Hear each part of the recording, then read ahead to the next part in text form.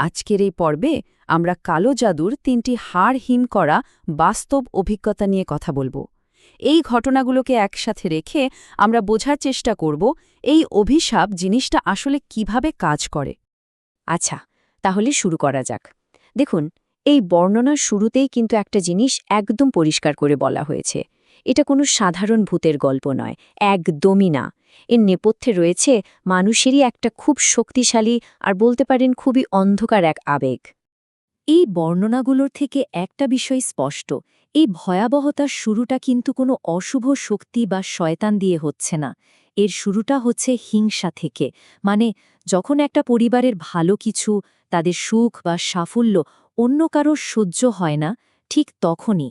এখানে দুটি গল্পেই ভুক্তভোগীরা বলছেন যে তাদের এই ভয়ঙ্কর অভিজ্ঞতার পেছনে রয়েছে খুব নির্দিষ্ট কিছু হিংসাত্মক ঘটনা, আর এর জন্য দায়ী তাদেরই কোনো আত্মীয় বা প্রতিবেশী। ভাবা যায়, কাছের মানুষই তাদের এই কষ্টের কারণ হয়ে দাঁড়িয়েছে। মজার ব্যাপার হলো, আক্রমণটা সরাসরি কোনো চিৎকার চেঁচামেচি দিয়ে শুরু হয় না, বরং শুরুটা হয় একটা ফিসফিসানি দিয়ে। মানে এমন কিছু ছোট ছোট অস্বস্তিকর ঘটনা ঘটতে থাকে যা রোজকার জীবনের স্বাভাবিক ছন্দটাকেই যেন নষ্ট করে দেয়। আর এই ছোট ছোট ঘটনাই আস্তে আস্তে বড় আকার নেয়। চলুন দেখি কিভাবে। যেমন ধরুন পুরান ঢাকার আসলামের কথা। তার জন্য প্রথম সংকেতটা ছিল খুবই বাস্তব একটা শারীরিক অনুভূতি। আধো ঘুমের মধ্যে তার মনে হলো কেউ যেন কানে সজোরে একটা খোঁচা দিল। এতটাই বাস্তব যে সে তার ভাইকে ঘুম থেকে তুলেই তাকে দোষ দিতে শুরু করে। আবার উর্মি নামের এক তরুণীর ক্ষেত্রে অভিশাপটা আসে অন্যভাবে। তার ওপর এর প্রভাব পড়েছিল শারীরিক এবং সামাজিকভাবে। হুট করে তার ওজন কমতে শুরু করে, আর একের পর এক ভালো বিয়ের প্রস্তাব একদম শেষ মুহূর্তে এসে কোনো কারণ ছাড়াই ভেঙে যাচ্ছিল। আর গ্রামের এক প্রান্তে থাকা হায়দরের পরিবারের জন্য প্রথম বিপদ সংকেত ছিল একটা অদ্ভুত শব্দ। রান্নাঘর থেকে আসত একটা সাপের হিস্সিসানির মতো আওয়াজ, কিন্তু কোথাও কোনো সাপ বা শব্দের কোনো উৎসই খুঁজে পাওয়া যাচ্ছিল না। এর কোনো যৌক্তিক ব্যাখ্যাই ছিল না। তো এই যে ছোট ছোট অস্বস্তিকর ঘটনা, এগুলো কিন্তু বেশিদিন ছোট থাকে না। খুব তাড়াতাড়ি এগুলো রীতিমতো ভয়ঙ্কর, একেবারে স্পষ্ট, অতি প্রাকৃত আক্রমণে পরিণত হয়। এই ৩টে ঘটনা থেকে পাওয়া ভয়ঙ্কর অভিজ্ঞতার তালিকাটা একবার দেখুন।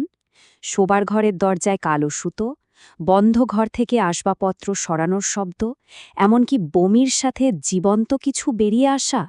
মানে একের পর এক মানসিক আর শারীরিক অত্যাচার চলতেই থাকে। তার মানে ভুক্তভোগীরা শুধু অদ্ভুত জিনিস দেখছিলেন তা কিন্তু না, তাদের সরাসরি হুমকি দেওয়া হচ্ছিল এমন সব সত্তার মাধ্যমে যাদের অস্তিত্বই যেন প্রকৃতির নিয়মকে বুড়ো আঙুল দেখাচ্ছে। তো যখন আধুনিক বিজ্ঞান, ডাক্তার মানে কোনো কিছুই আর কাজে আসছে না, তখন এই মানুষগুলো সাহায্যের জন্য কার কাছে যাবে? প্রত্যেকটা পরিবারই একটা সময়ে এসে দেয়ালে পিঠ থেকে যাওয়ার মতো অবস্থায় পড়ে। তারা বুঝতে পারে যে যুদ্ধটা তারা লড়ছে সেটা কোনো সাধারণ জাগতিক যুদ্ধ না। আর ঠিক তখনই তারা প্রচলিত সমাধানের পথ থেকে সরে আসে। তারা এমন সব আধ্যাত্মিক চিকিৎসকের খোঁজ করতে শুরু করে যারা এই ভিন্ন এক বাস্তবতার ব্যাপারগুলো বোঝেন এবং এর চিকিৎসা করতে পারেন। এই সব বর্ণনায় দেখা যায় চিকিৎসকরা রুখিয়ার মতো পদ্ধতি ব্যবহার করছেন। মানে কুরআনের পবিত্র আয়াত আর দোয়াকে তারা শুধু মানসিক শান্তির জন্য নয়, বরং অদৃশ্য শত্রুর বিরুদ্ধে একটা অস্ত্র হিসেবে ব্যবহার করছেন। এই আধ্যাত্মিক চিকিৎসকদের দেখানো পথেই ভুক্তভোগীরা একসময় তাদের অভিশাপের মূল উৎসের মুখোমুখি হয়, আর সেই অভিজ্ঞতাগুলো ছিল আরও বেশি ভয়ঙ্কর। আর ঠিক এখানেই বোঝা যায় পরিস্থিতিটা কতটা ভয়ঙ্কর। ভাবা যায়, আসলামকে বলা হলো তাকে একদম একা একা গিয়ে ওই সত্তার মুখোমুখি হতে হবে। হাতে অস্ত্র বলতে থাকবে শুধু দোয়া। কেন? কারণ এই পুরো অভিশাপটাই বিশেষভাবে তাকে টার্গেট করে করা হয়েছে। সম্ভবত সবচেয়ে নাটকীয় ঘটনাটা ঘটে উর্মির ক্ষেত্রে। তার স্বামী ইমন তাকে বাঁচানোর জন্য এক আধ্যাত্মিক সফরে যায়। মানে নিজের চেতনাকে সে অন্য এক জগতে নিয়ে যায়, যেখানে সে এক ভয়ঙ্কর জিনের সাথে লড়াই করে, অভিশপ্ত জিনিসগুলোকে ধ্বংস করে নিজের জীবনকে ঝুঁকির মধ্যে ফেলে দেয় সে। এই আক্রমণগুলোর মতো এর সমাধানগুলোও ছিল এক একজনের ক্ষেত্রে এক এক রকম। ভুক্তভোগীরা শেষ পর্যন্ত মুক্তি পেলেও যারা এই কালো জাদু করেছিল তাদের পরিণতি কিন্তু ভিন্ন ভিন্ন ছিল। কেউ কোনো শাস্তিই পায়নি, আবার কাউকে অবিশ্বাস্য রকম ভয়াবহ এক পরিণতির শিকার হতে হয়েছে। শেষ পর্যন্ত এই সবগুলো বর্ণনা থেকে একটাই মূল বিষয় উঠে আসে, আর তা হল বিশ্বাস। এই ধরনের অন্ধকারের বিরুদ্ধে লড়াইটা আসলে আধ্যাত্মিক শক্তির লড়াই, আর জিততে হলে প্রয়োজন অটুট বিশ্বাস।